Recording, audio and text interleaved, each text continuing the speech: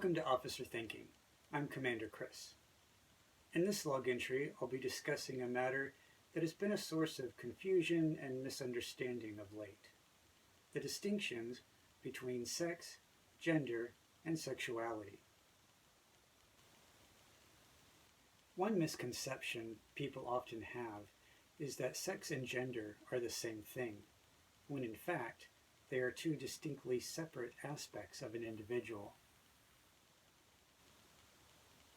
An individual's sex is based on their physical anatomy, determined by the sex genes in their DNA.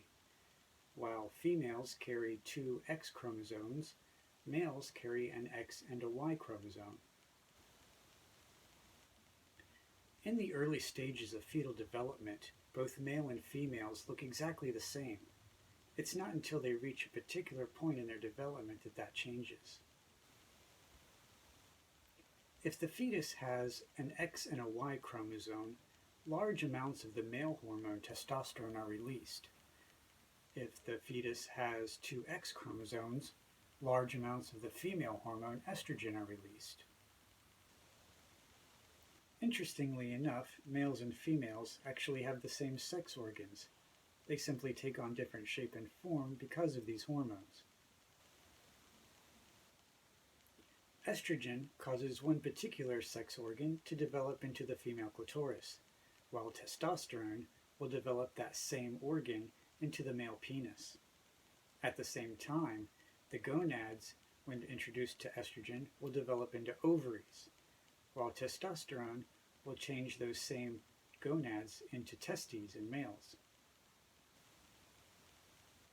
While this is typically the case, there are extremely rare instances of what is called intersex. This is when an individual's sex cannot be determined by their physical anatomy. For whatever reason, their anatomy never fully developed into either male or female. While an individual's sex is determined by their physical anatomy and their sex chromosomes, an individual's gender and sexuality take place inside the brain.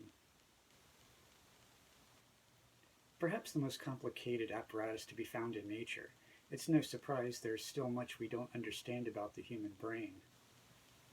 In the past, people believed that males and females had distinctly different brains. However, through research and study, this has shown not to be the case.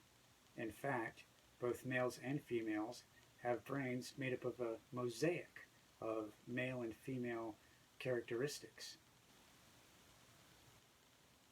We've also come to understand that there appears to be three distinct genders in the mind.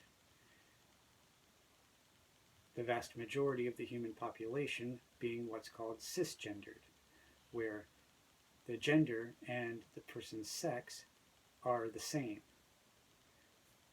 Someone with a male sex also is male in gender. Then there's people who are transgender. These individuals make up a much smaller part of the population, but they, unlike cisgendered people, their gender and their sex don't match. This is what's referred to as gender dysphoria. If untreated, it can lead to serious depression and, in extreme cases, even suicidal thoughts. Since we have no way of reconditioning the brain to change gender, the only viable treatment that transgender people have, oftentimes, is sex reassignment surgery to allow their sex to match their gender. After these transitions, transgender people tend to live happier lives. Then the third gender is a non-binary gender. These are individuals who can't identify with being either male or female. And while typically they don't go through any kind of reassignment surgery, they often present themselves in ways that are a mixture of male and female through their hairstyles and their clothing choices. Another characteristic that takes place in the human brain is an individual's sexuality. As we can see by this chart, there's a wide spectrum of possibilities, incorporating an individual's orientation and attraction type. Orientation being a scale from 0 to 6. 0 being someone who is exclusively heterosexual, while 6 being someone who is exclusively homosexual, with 3 in the middle being someone who is equally bisexual. Attraction types range from someone who is A for asexual, someone who has no romantic or sexual desires at all, to F, someone who is considered hypersexual, who only engages in relationships for the benefit of sex. In conclusion, we can see how extremely diverse we are as a species, with 3 distinct sexes, male, female, and intersex, 3 distinct genders, cisgendered, transgendered, and non-binary gendered, and an entire spectrum of sexuality. All of us are deserving to be treated with compassion, understanding, respect, and dignity. It's time for our Klingon segment, This Week's Word.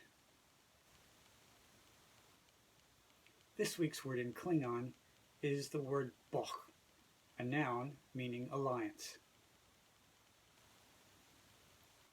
This has been This Week's Word in Klingon. Until next time, Qapla'! I hope you found this log entry to be informative or even insightful.